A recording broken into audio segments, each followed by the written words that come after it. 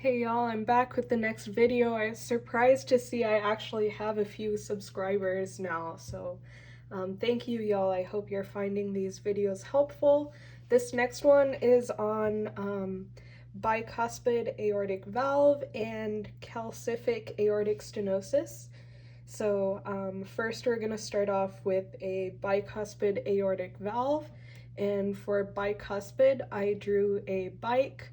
I'm really not an artist, so I was trying to think of anything except for a bike, but that's all I could think of.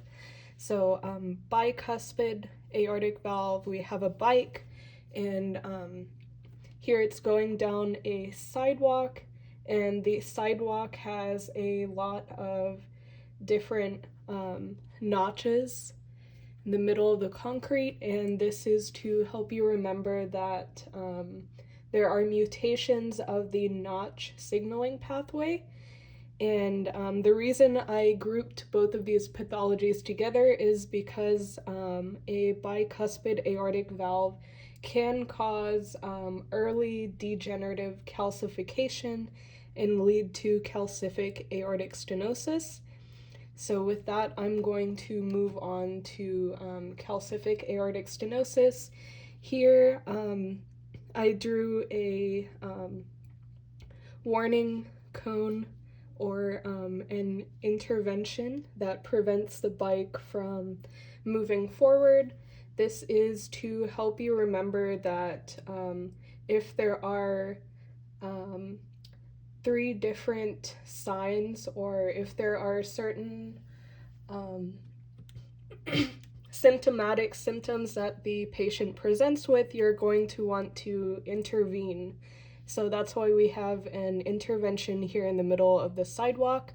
Those three pathologies I referred to earlier, I remember them through CAS, which is part of Casper. So I drew two ghosts here, and the CAS stands for CHF, or heart failure, and then we have angina, and then syncope. And I drew two of these Casper ghosts because if you don't have this intervention, then your patients can die within 2 to 3 years, so it's really important to intervene. And then with the calcific aortic stenosis, we also have other things that we're going to see. So I drew a fire for heat. Heat is to help you remember that there are heaped up calcifications on the aortic valve cusps. And finally, the bone is here to help you remember calcium.